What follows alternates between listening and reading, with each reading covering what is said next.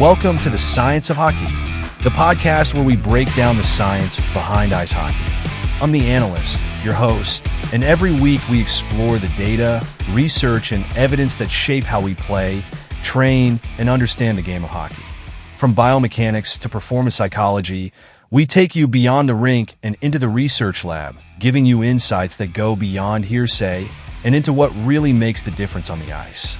Whether you're a player, a coach, a parent, or just someone passionate about the sport, we're here to bring you scientifically backed information in a language that's friendly and easy to understand. So grab your skates and let's dive into the science of hockey. Welcome to the Science of Hockey, where data meets the game. I'm your host, the analyst. Today, we explore the injury patterns in women's ice hockey, uncovering the factors behind concussions, strains, and other common injuries. Stay tuned to learn how these findings could shape players' safety and training. Okay, picture this. You're at the NCAA Women's Ice Hockey Championship. The energy is electric, the stakes are high, but did you know that there's this hidden danger lurking beneath the ice, and it affects, pretty much every single player? We're talking about injuries.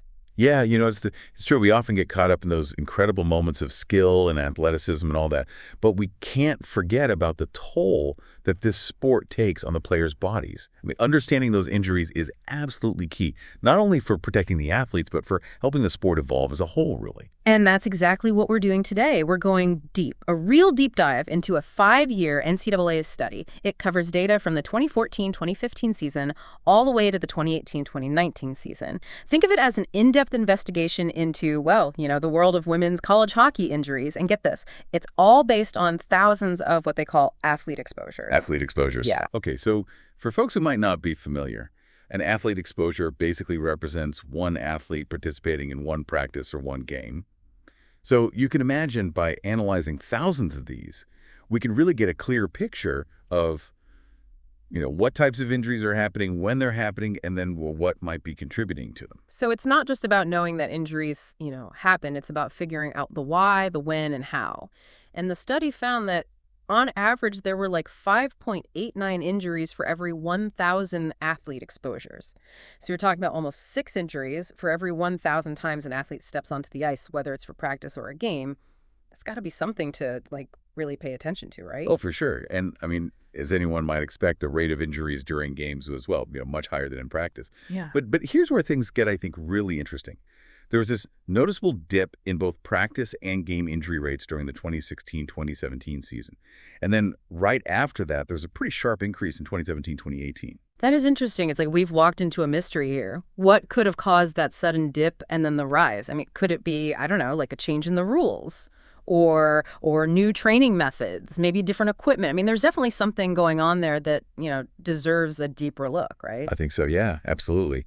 If we could pinpoint exactly what changed during that season, it might give us some real key insights into how to prevent those injuries. I mean, it could be something as simple as a change in, the way the game was being officiated, or maybe a shift in coaching philosophies across the league. Think of it like a puzzle, and this dip and then rise in injury rates is a big clue. We need to solve it. Yeah. Okay, so mystery number 1, the case of the fluctuating injury rates. But here's another piece of this puzzle. This study actually found that preseason is one of the most dangerous times for these athletes. Injury rates spiked in the 2015-2016 preseason, and then they just kept climbing for the next few years. That seems almost, counterintuitive, right? I mean, wouldn't you expect players to be more vulnerable during the actual season when the games are more intense? It is a great question. It is kind of a head scratcher, to be honest. One possible explanation is that players are, coming back to the ice after a break. So their bodies really need that time to reacclimate to the demands of hockey. Off-season training could also play a role too. Maybe the training regimens that they're doing, they're not fully preparing athletes for the stresses they face when they actually hit the ice. It makes you wonder if there's a disconnect between how they train in the off season and what their bodies actually need to be ready for game time. I mean, you wouldn't run a marathon without training for a marathon. So why would hockey be any different? Yeah, I think that's a great observation. I mean, there's definitely potential for Well, more research in that area, like how to tailor those off-season training programs to better prepare players and, maybe reduce those preseason injuries. Okay, so we've got two mysteries brewing already, the fluctuating in-season Yeah. injuries and then the rising preseason injuries. But let's move on to the injuries themselves. What parts of the body are we talking about here? The ones that, take the biggest hit. Well, the head and face came in first. And, that's not really a shocker when you think about it. The speed of that puck, the potential for collisions, that area is pretty vulnerable. After that, well, it's the knee and then the shoulder. Yeah. Those round out the top three. It's interesting you mentioned the speed of the puck because, well, when you look at the types of injuries that are happening most often, you've got contusions, so bruises basically, at the top of the list. Then it's strains and sprains. And of course, well, we can't forget about concussions. Those also went up in the final year of the study, that 2018-2019 season. Yeah, concussions, those are always a worry, especially with all we now know about their long-term effects. And, it's not just the initial impact, but the potential for, well, repeated concussions. Those can be really detrimental to a player's health, both during their playing years and long after they retire, too. Now that we've got a sense of, well, the types of injuries, let's look at who's getting hurt and how it's happening. Sure. So not surprisingly, forwards had the most injuries. They're usually leading the attack, weaving through defenders, battling for position in front of the net. So they're naturally exposed to more high-risk situations, right? It makes sense. They're the ones really in the thick of it all. And speaking of the thick of it, this study actually looked at the causes of these injuries, didn't it? They did. And, well, maybe not surprisingly, contact turned out to be, like, the biggest factor. So you've got player-to-player contact, like colliding with an opponent, and player-to-apparatus contact, such as hitting the boards or getting tangled in the goal, even taking a puck or stick to the body. Those were like the most common mechanisms of injury. So it's like a perfect storm, right? You've got the physicality of the sport itself, the crazy speed at which these athletes are moving, and then those unavoidable impacts that just come with playing a game like hockey. Exactly. And that's why it's so important to really look closely at this data from studies like this one. We have to understand the nature of these injuries, identify those potential risk factors, and ultimately figure out ways to make the game safer for everyone. There's one injury in particular I wanted to ask about, hip and groin injuries. The study mentioned those they're pretty prevalent. I'm curious to learn more about that. Yeah, hip and groin strains. Very common in hockey. What's interesting here is that they were actually more frequent in practices than games. Wait, really? I would have thought the intensity of the games would lead to more of those. I know, right? It does seem counterintuitive. But it can point to, well, maybe an issue with overuse or maybe some specific training techniques. You have to remember the biomechanics of skating. They're incredibly demanding on the hip and groin muscles. Biomechanics of skating, break that down for me. What exactly are we talking about? Think about all those movements in skating. Those powerful strides, the quick changes in direction, the twisting and turning. It all puts so much stress on the hip flexors, the groin muscles, and the joints. So all those repetitive motions in practice, well, they could lead to muscle imbalances, fatigue, and then eventually strains in those areas. So even though those practices are, designed to improve performance and build strength, they could actually be contributing to those injuries if they're not carefully designed to target those specific muscles. You got it. And it raises some questions about whether training programs are really addressing the specific demands of women's hockey. Particularly when it comes to the hip and groin. Maybe there's a need for, maybe more targeted exercises, training methods that really strengthen those areas. And that could help, prevent overuse. But before we jump into potential solutions, there's one more piece we got to examine, the concussion debate. Ah, yes, the concussion debate. It's kind of a big looming thing in so many contact sports, and it seems like hockey's no exception. Even though body checking is, against the rules in women's hockey, the study still found it was a factor in a lot of those concussions. And that's where it gets, even more tricky. It's true, deliberate body checking gets a penalty in women's hockey. But a lot of those collisions leading to concussions, they're actually unintentional, according to the research. Unintentional. So we're not talking about deliberate attempts to, take an opponent out of the game, but more like those accidental collisions that just happen because it's such a fast-paced game. Exactly. It means we have to understand a lot more about how these unintentional contacts are happening and, more importantly, what can we actually do to prevent them, right? So while banning body checking is, well, it's a step in the right direction, it's not the be-all and end-all, we really have to look beyond the rule book and into the mechanics of the game itself. But before we get too far down that road, I think we got to address something about the data. The study, it wasn't perfect, right? There's some limitations we have to keep in mind. True. The main one has to do with, well, the number of schools that actually took part in this NCAA injury surveillance program. It varied each year, with the most schools participating in the last year of the study, that 2018-2019 season. So what does that mean for the data from those earlier years? It means those findings from earlier years might not be, well, maybe not a perfect representation of the whole picture of NCAA women's hockey. So like a snapshot, but not the whole panorama, something to keep in mind as we keep going with our deep dive here. Yeah, for sure. It's important to remember that the data is really just a starting point, like a foundation we can build on. It gives us some fascinating trends, but it also opens up, well, a lot more questions that we'll be getting into as we go. Speaking of going further, we've uncovered a lot in this first part of our deep dive. I mean, we've looked at those overall injury rates, we've seen those weird fluctuations, learned about the most vulnerable body parts, and even started untangling that whole complex issue of concussions and unintentional contact. But I think there's still a lot more to explore here. Oh, absolutely. And in the next part of our deep dive, we're going to move beyond, just identifying the problems and start looking at some potential solutions. What can coaches do? What about trainers? Even the players themselves. We'll look at what they can do with this information to create a safer, healthier future for women's hockey. Sounds like there's a lot to look forward to. But for now, we'll leave you with this thought. What stood out to you the most from what we've talked about so far? Hold on to that thought. We'll be back soon to continue our exploration of the injury landscape in NCAA women's hockey.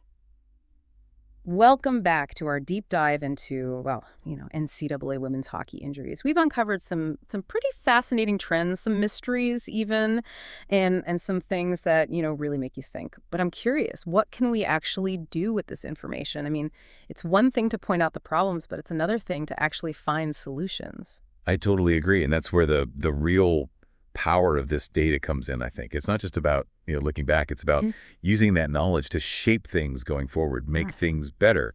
And for women's hockey, that means, it means creating a safer, healthier environment for these athletes. So where do we start? I mean, who are the key players in all this? The ones who can really make a difference and make the game safer? What can they do with the stuff we've learned so far? Well, I think we can kind of break it down into three main groups. Coaches, you've got your athletic trainers, and of course the athletes themselves. Each group, they each have a really important role to play in turning this research into action. Okay, let's start with the coaches. How can they use this data, this information we've been talking about, to make things safer for their players during training? One of the big takeaways, I think, for coaches is the need for preseason conditioning that really targets those high-risk areas we talked about, like the hips and the groin. So we're talking about, going beyond just like general fitness, right? Creating a training program that's really built for the specific demands of the sport. It's almost like designing a custom suit of armor for each player's body, strengthening those areas before they're really put to the test. Exactly. It's like thinking ahead, figuring out the weak spots, and proactively addressing them. Coaches, they can use this data to come up with targeted warm-up routines, strength training exercises, even flexibility programs, all focusing on the areas that are more likely to get injured. It makes sense, right? I mean, we know that hip and groin strains, they're a big problem, especially during practice. So coaches can build in those exercises that, that really strengthen those muscles and improve flexibility. And hopefully that, that'll lower the risk of those injuries. Exactly. Being smart about it, using the data to make those training decisions. Okay, so that's coaches. What about the athletic trainers? They're the ones, dealing with those injuries day in and day out. How can this research help them? Well, for trainers, I think of this data like a roadmap, kind of. It guides them to anticipate and prepare for the most common injuries. They could use it to make sure they have the right equipment, resources and treatment protocols in place. So they're kind of creating their own playbook for managing injuries, one that's specifically for women's hockey. Stocking the training room with all the supplies they'll need, training their staff on the newest techniques. They can even work with the coaches, on things they can do to prevent injuries in the first place. Exactly. Being prepared, being informed. Trainers can even use this data to get more support, more resources, or even more staff. They can really make a case for why those investments are so important for keeping those players safe. We've talked about coaches and trainers, but what about the athletes? I mean, they're the ones out there on the ice. How can this research, help them take charge of their own safety? That's a great question, and I really think it's super important to involve the athletes in all of this. When they understand these trends, it gives them the power to speak up for their own safety, to make smart decisions about their training, even adjust the way they play to minimize those risks. So instead of just, hoping they don't get hurt, they can actually do things to stay healthy and perform at their best. Right. For example, let's say, a player knows that those hip and groin injuries are, they're a big worry. They can focus on strengthening those muscles, during their off-season training. And they can be more careful about their technique on the ice, make sure they're using the right form to avoid putting too much strain on those areas. And they can talk to their coaches, their trainers, right? Yes. If they're having any issues, if they're feeling pain, anything like that, they can ask for changes to their training if they need to. Yeah, totally. It's all about having that open communication where athletes feel like they can speak up about their health, about their bodies. And that open communication, it's got to be there at every level, between athletes and coaches, between coaches and trainers, and even between the researchers and the whole hockey community. It's like this data, this information we're talking about, it's the common language. It's how everyone can have those conversations about keeping players safe. I like that, yeah. It's about all of us working together. Because really, we all want the same thing, right? For these players to be able to do what they love, play the game, but without risking their health in the long run. We've talked about a lot of specific injuries like those hip and groin strains, but let's go back to concussions for a minute. One thing from the study that really stood out to me was how many concussions were caused by those unintentional hits. Even though body checking is, it's against the rules, those accidental collisions, they still happen and they're causing problems. So how do we deal with that? I mean, where do we even begin? That's the million-dollar question. And it's something researchers are really digging into. It seems like we need to do more than just penalize body checking. We got to think about how to actually train players to brace themselves for impact better.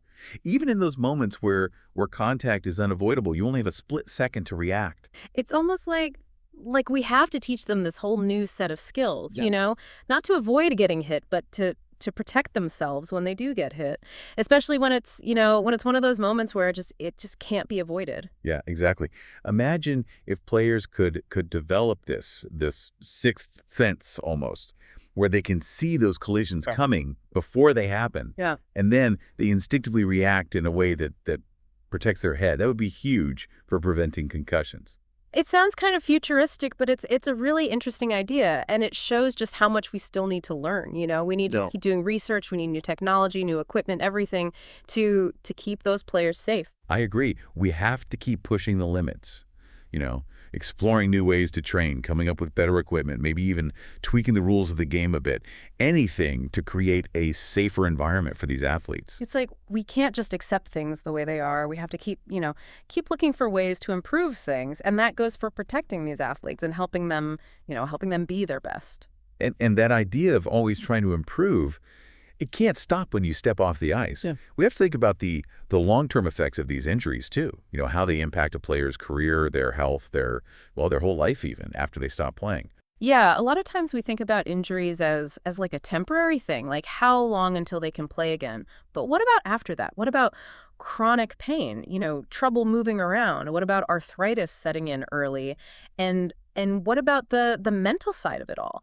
Dealing with an injury that changes your whole career, your whole life. Those are things we need to be talking about, researching, figuring out how to deal with them just as much as those immediate injuries on the ice. Right. We have to broaden our view of what it means to protect these athletes. Yeah. It's not just about, preventing injuries during the game. It's about making sure they're healthy for the long haul. Yeah. Even after they're done playing.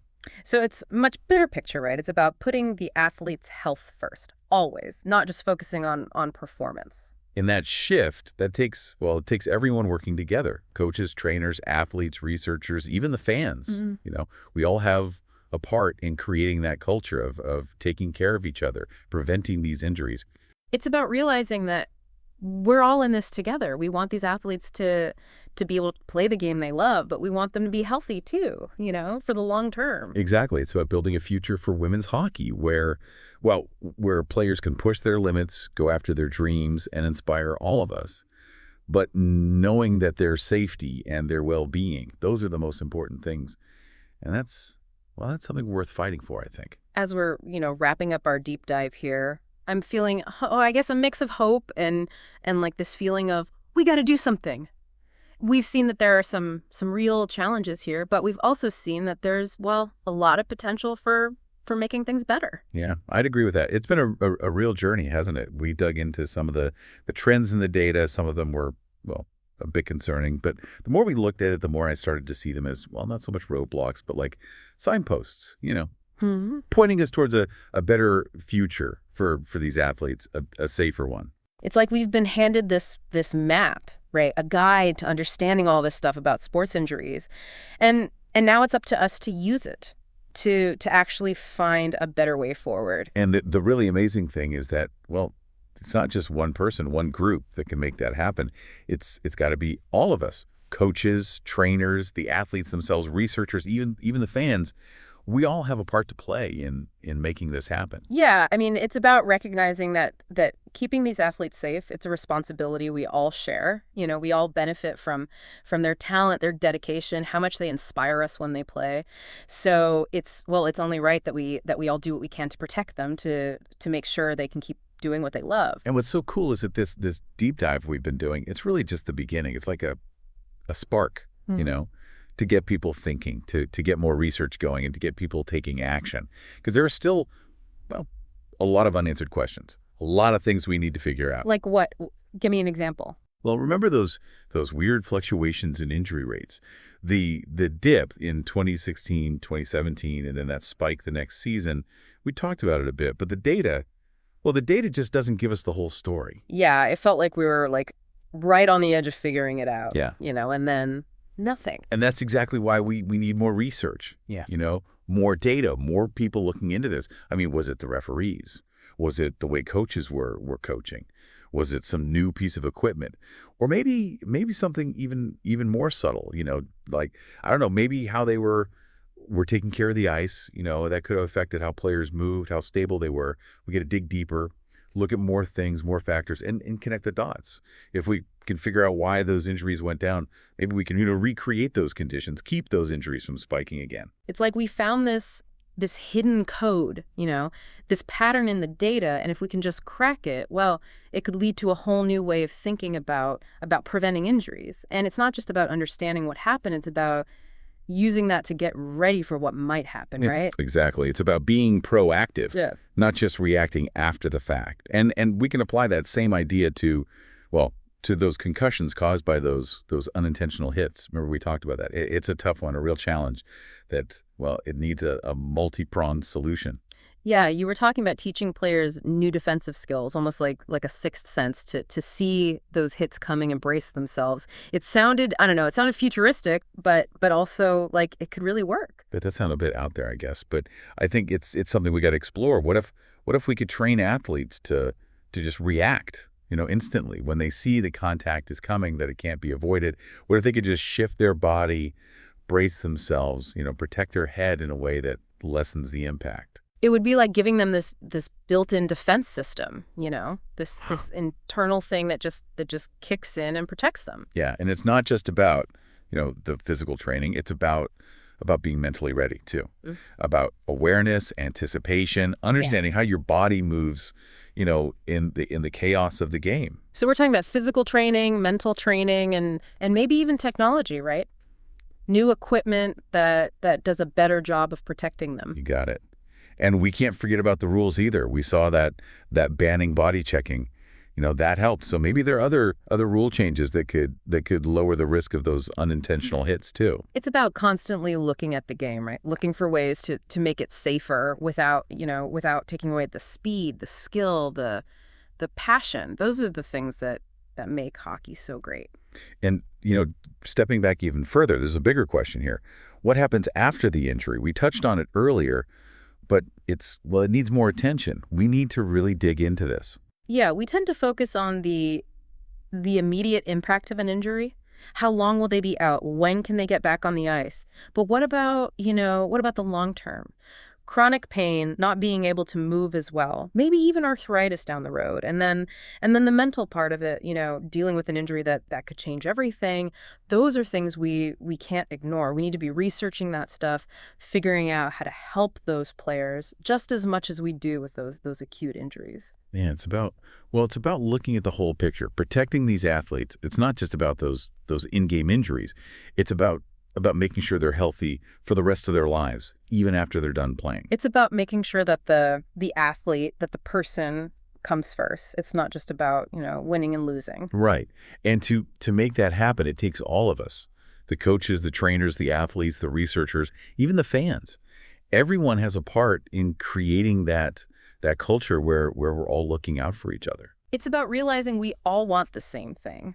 For these athletes to be able to, play the game they love, but to do it in a way that keeps them healthy. And that's what we should be working towards, a future for women's hockey where athletes can push themselves, go after their goals, and be an inspiration to everyone, but they should be able to do it knowing that their safety and their well-being, that those things come first.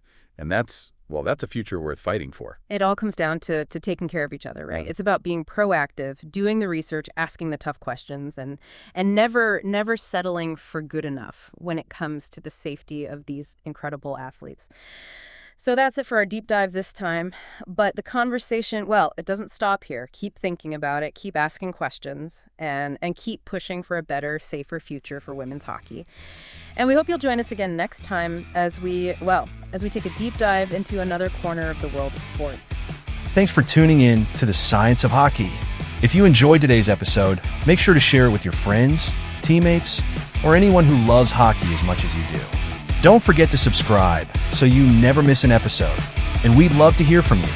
Leave a comment to let us know what you liked, what you'd like to hear next, or any questions you have. Your feedback helps us make the show even better. Until next time, keep your skates sharp, your mind open, and keep chasing the science behind the game.